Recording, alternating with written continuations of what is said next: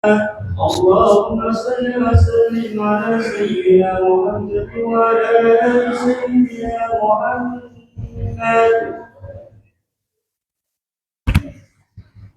Assalamualaikum warahmatullahi wabarakatuh. Allahu Akbar, Allahu Akbar, Allahu Akbar, Allahu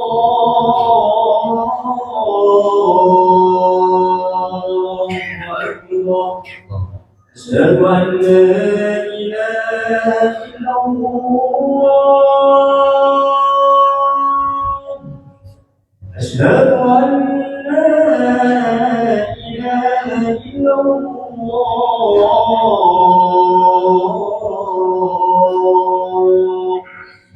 Asyhadu anna Muhammadan Rasulullah. Asyhadu anna Muhammadan Rasulullah.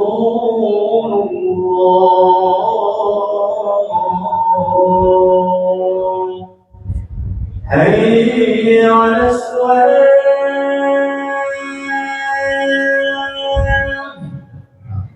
Hayya 'alas salat.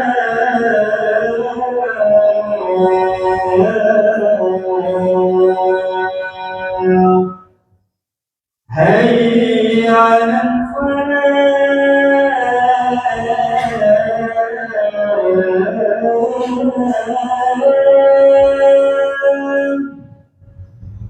Hayya 'alal falah.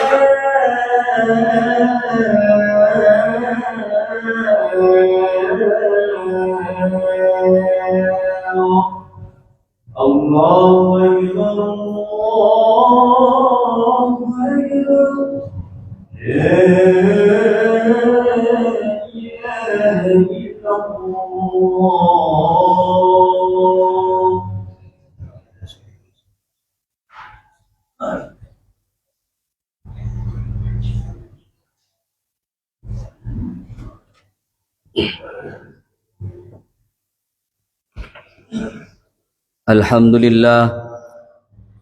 Alhamdulillahilladzi lahu ma fis samawati wa ma fil ard wa lahul hamdu fil akhirah al-hakimul khabir.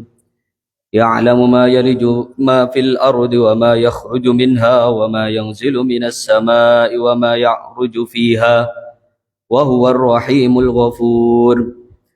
Ashhadu an la ilaha illallah wahdahu la syarika lah wa ashhadu anna sayyidana Muhammadan abduhu wa rasuluh ad-da'i biqawlihi wa fi'lihi ila sabilir rasyad. Allahumma salli wa sallim ala abdika wa rasulika Muhammadin sallallahu alaihi wasallam wa ala alihi wa ashabihi hudatil anam fi anha'il bilad, amma ba'd. Faya ayyuhal muslimun ittaqullah haqqa tuqatihi wa la tamutunna illa wa antum muslimun.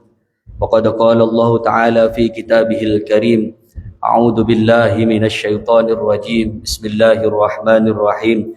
Ya ayyuhalladzina amanu ittaqullaha wal tanzur nafsum ma qaddamat lighad wattaqullaha innallaha khabirum bima ta'malun. Shadaqallahul azim. Ma'asyiral muslimin, jamaah salat Jumat yang dirahmati Allah. Alhamdulillah, segala puji bagi Allah yang telah mentakdirkan kita pada siang hari ini untuk bersama-sama bisa menghadiri kewajiban kita sebagai seorang muslim untuk menunaikan salat Jumat berjamaah. Semoga apa yang kita niatkan dari tempat kita berangkat hingga sampai di tempat ini senantiasa mendapatkan ridho dari Allah Subhanahu wa taala dan dicatat sebagai pahala di sisinya. Amin ya rabbal alamin. Yang kedua kalinya khotib pribadi berwasiat kepada diri kami dan juga pada jamaah sekalian untuk senantiasa meningkatkan ketakwaan kita kepada Allah Subhanahu wa taala dengan sebenar-benarnya takwa, yaitu dengan menjalankan segala perintahnya dan menjauhi segala larangannya. Ma'asyiral muslimin rahimakumullah. Dalam kitab Al-Wilayah Alal Buldan fi Asril Khulafa'ir Rasidin, Khalifah kedua yaitu Sayyidina Umar bin Khattab radhiyallahu an berkata, "Matastaba'tumun nas wa qad waladathum ummahatuhum ahraran." Sejak kapan kalian memperbudak manusia sedangkan ibu-ibu mereka melahirkan mereka sebagai orang-orang yang merdeka? Ma'asyiral muslimin rahimakumullah. Ucapan Sayyidina Umar ini mengandung arti bahwa setiap manusia ketika dilahirkan telah mendapatkan hak sebagai orang yang merdeka. Artinya hakikat manusia secara fitrah adalah orang yang merdeka. Maka bayi yang lahir sudah terlahir suci, tidak hanya suci tapi juga terbebas dari segala bentuk ketertindasan. Penjajahan adalah sebuah bentuk pengingkaran akan sifat hakiki manusia tersebut. Maka kemudian tidaklah mengherankan Islam membolehkan kita berperang ketika kita melawan penjajah dengan makna berperang secara defensif atau mempertahankan tanah air kita. Maka hal inilah yang kemudian melandasi para ulama, para santri, serta semua elemen lain di bangsa ini dulu berjuang sekuat tenaga untuk meraih kemerdekaan yang kita nikmati pada hari ini. Ma'asyiral muslimin rahimakumullah. Insinyur Soekarno senantiasa mengingatkan kita yang seringkali kita dengarkan, perjuanganku lebih mudah karena mengusir penjajah, tapi perjuanganmu akan lebih sulit karena melawan bangsamu sendiri. Hal ini mengandung arti bahwa Presiden Soekarno mengingatkan kita bahwa melawan musuh dari luar yang terlihat secara fisik itu lebih mudah daripada melawan musuh yang ada pada diri kita sendiri ataupun sifat. Sekali-kali tidak, sesungguhnya manusia itu benar-benar melampaui batas ketika melihat dirinya serba berkecukupan. Tidaklah kita saling mengingatkan ketika bahasanya cerita tentang Fir'aun yang hidup selama ratusan tahun, dirinya tidak pernah merasakan sakit kepala sedikit pun, otot-ototnya tidak pernah terluka, maupun demam tidak pernah menghindari tubuhnya. Maka kemudian Fir'aun dengan segala kecukupan yang diberikan oleh Allah mengatakan di surat An-Nazi'at ayat 24, faqala ana rabbukumul a'la. Maka dia berkata, sesungguhnya akulah Tuhanmu yang paling tinggi. Inilah bentuk penyakit diri manusia ketika merasa bercukupan, maka kemudian dia merasa sombong dan tidak membutuhkan pada orang lain.